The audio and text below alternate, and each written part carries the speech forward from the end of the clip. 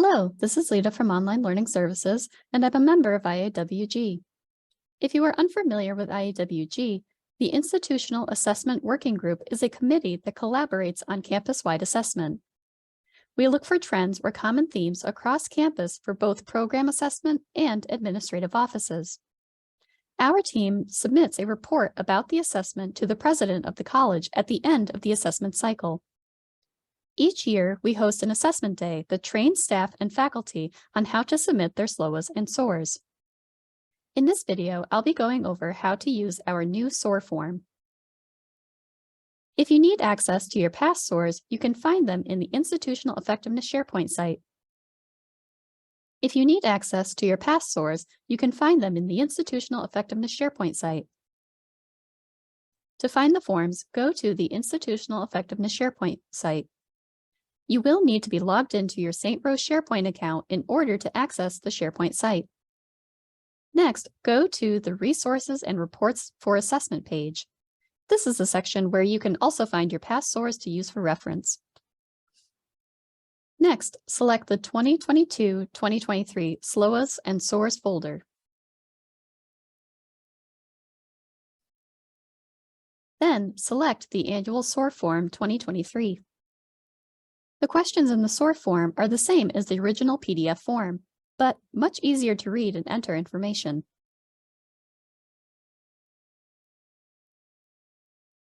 Section 1. Section 1 is the contact and unit information section of the form. This section allows IAWG to identify who is completing the form and for which administrative office.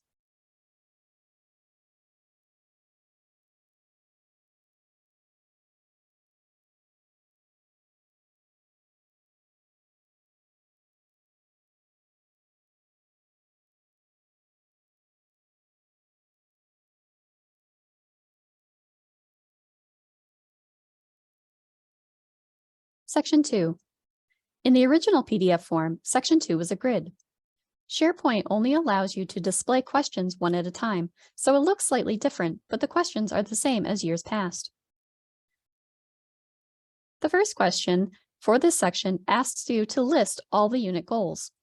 We provided a couple of examples so they are consistent across all the SOARs.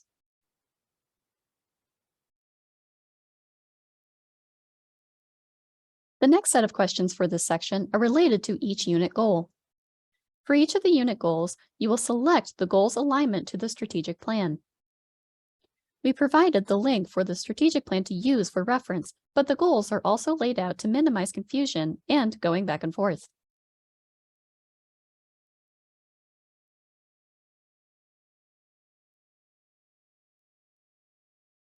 Next, you'll be asked to identify each goal's alignments to external bodies, as well as the measures, plans for implementing that goal, and the timeline for collecting the necessary data and analysis of that goal.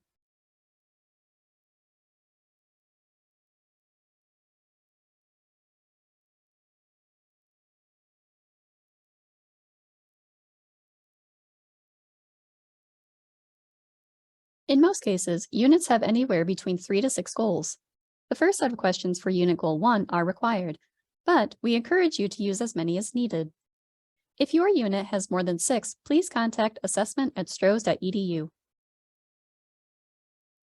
Section 3. Like Section 2, Section 3 was originally a grid in the PDF form.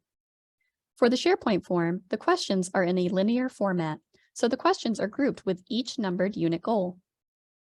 This section covers the assessment measures and activities, knowledge gained from those activities, as well as the decisions and actions.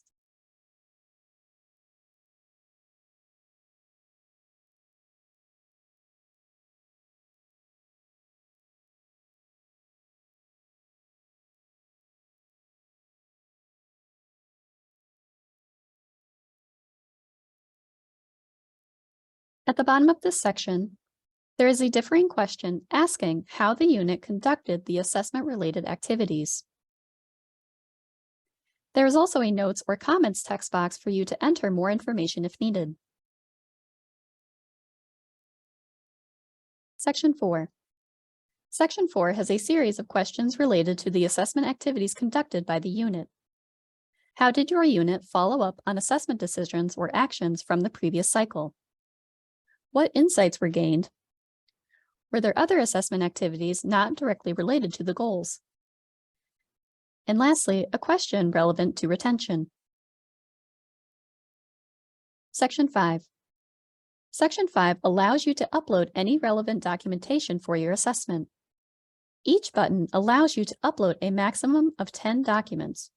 You do not need to upload a total of 30 documents, unless absolutely necessary.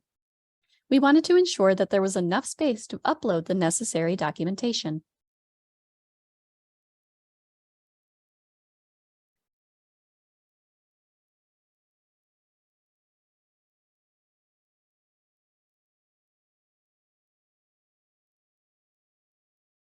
Section 6.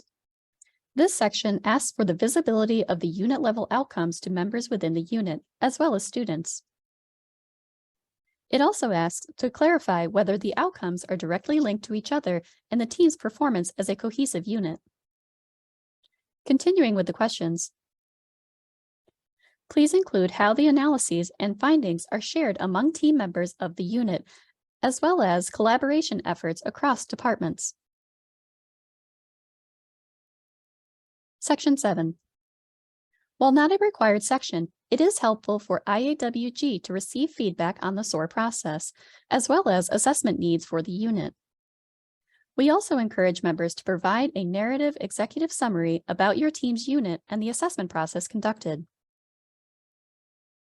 Once you've entered all the necessary information, click Submit, and the IAWG team will be notified that a submission has been made. A couple of things I want to mention about this form. There is no Save button on this form. However, if you bookmark the link on your browser, you can access the responses you already started working on before submitting the form. There is a PDF version of the form that you can download from the Institutional Effectiveness SharePoint site if you would like to enter the information there before entering it into the SharePoint form and submitting. If you have questions, please contact assessment@strohs.edu and we'll be happy to help. Thanks for watching.